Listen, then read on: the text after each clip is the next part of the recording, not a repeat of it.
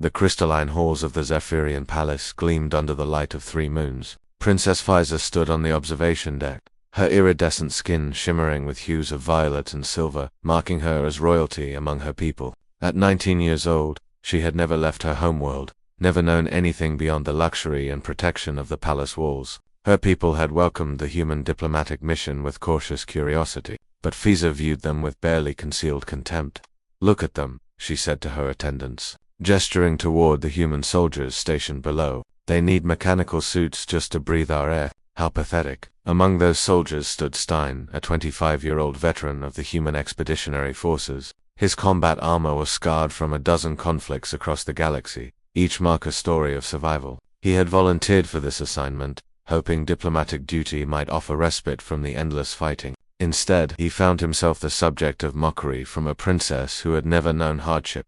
The peace talks had been proceeding smoothly until the 3rd day, when Pfizer decided to tour the human encampment. She walked through their temporary base with her nose wrinkled in disgust, her entourage following close behind. "Is this how humans live?" she asked loudly, examining their modest quarters. "In these cramped metal boxes? How primitive." Stein stood at attention, his helmet hiding his expression. Protocol demanded he remain silent, but his jaw clenched beneath the faceplate.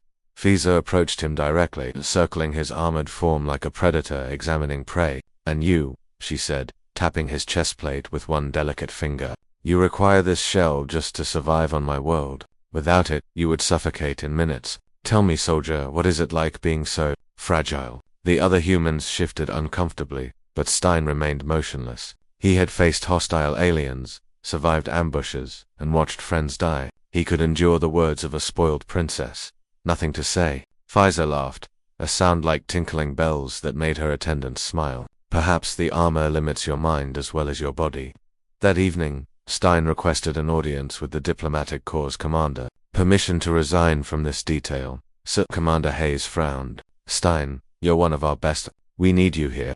With respect, sir, I'm not the right person for this assignment." Stein's voice was steady but firm. "I'll transfer to any other posting, just not here." Before Hayes could respond, an alarm blared through the compound. The translation came through immediately. A massive sandstorm, unprecedented in its ferocity, was bearing down on the capital city. The Zephyrians' weather control systems had malfunctioned. "All personnel to evacuation stations," Hayes commanded. Stein grabbed his helmet and ran toward the palace. Despite everything, civilians were in danger, and that was all that mattered.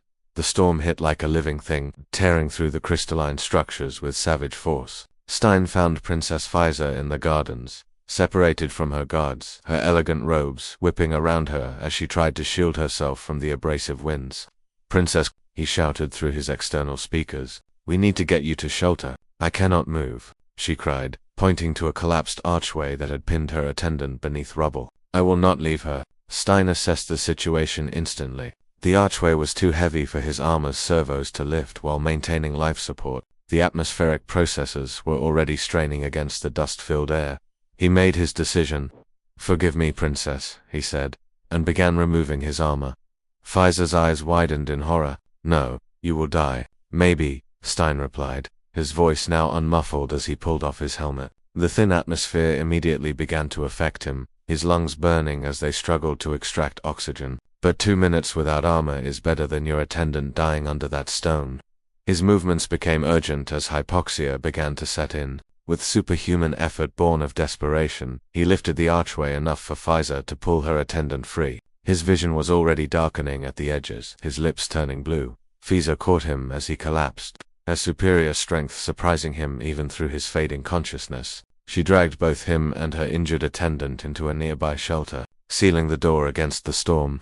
"You fool," she whispered, tears streaming down her face as she activated emergency oxygen for him. "You stupid, brave fool." As Stein's breathing slowly normalized, Pfizer held his hand, feeling the calluses earned through years of service. She looked at his face properly for the first time, weathered beyond his years, bearing scars she hadn't noticed before. This was not fragility. This was someone who had survived despite overwhelming odds time and time again. "I am sorry," she said quietly. "I did not understand." When Stein finally opened his eyes, he found the princess still sitting beside him, her attendant resting comfortably nearby.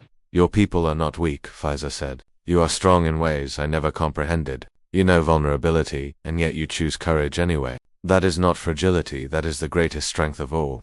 Stein managed a weak smile. I was going to resign from this detail. Please don't, Fiza said, and for the first time, there was genuine respect in her voice. I have much to learn from you. About courage, about sacrifice, about what it truly means to be strong.